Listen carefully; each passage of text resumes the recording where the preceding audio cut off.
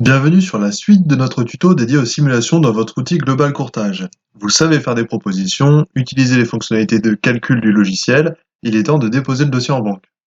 J'ai ici donc plusieurs propositions, mais surtout celle-ci, l'achat neuf sur 25 ans, que je souhaite déposer en banque.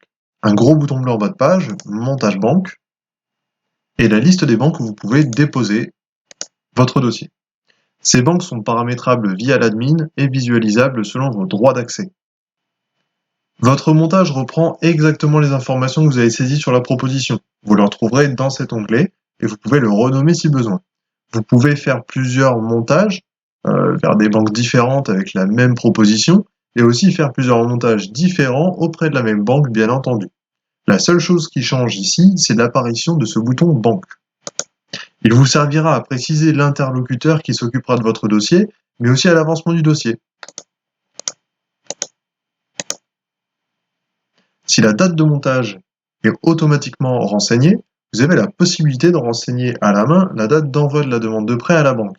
Un raccourci est d'ailleurs prévu à cet effet pour l'éditer ou l'envoyer par mail directement à votre interlocuteur. Un visuel complémentaire aborde le sujet de la décision, et notamment en ce qui concerne la banque. C'est ici que je vais pouvoir renseigner la décision de la banque, favorable ou non, dans notre cas elle a dit oui, ainsi que la date de validité et d'accord de principe. La gestion de la levée des réserves se fait également à cet endroit. Disons par exemple qu'une des réserves est l'assurance emprunteur. Je sélectionne ma réserve assurance emprunteur et je ne mettrai la date de levée que quand j'aurai la confirmation d'avoir cette assurance. Pour rappel, la date de levée des réserves se retrouvera dans la page d'accueil du dossier et vous pouvez suivre leur évolution en vous appuyant sur les relances. Pour aller plus loin, une page de synthèse vous permet de visualiser toutes les propositions et tous les montages banques effectués.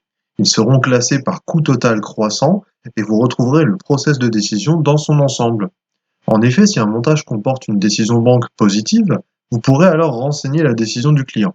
Dès qu'une décision client positive est renseignée, le dossier est considéré comme monté avec la banque choisie et vous pourrez passer à la comptabilité. Pour rappel, un code couleur vous permet de visualiser rapidement l'avancement de vos différents montages. En gris, le dossier n'a pas été déposé en banque. Comprenez, il n'y a pas de date d'envoi de la demande de prêt. En jaune, le dossier est en attente d'une réponse de la banque.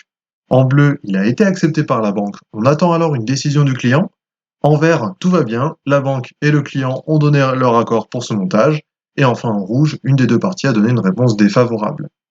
Avant de vous quitter, nous insistons sur le fait que même les décisions défavorables sont importantes à renseigner sur le dossier. En effet, elles permettent un meilleur suivi, des statistiques plus complètes, nous vous conseillons par exemple l'utilisation de la statistique taux de transformation des dépôts de dossiers en banque, et surtout ça n'encombrera pas vos relances. Voilà, je vous remercie d'avoir regardé ce tuto, abonnez-vous à notre chaîne YouTube pour ne rater aucune vidéo, et à très bientôt.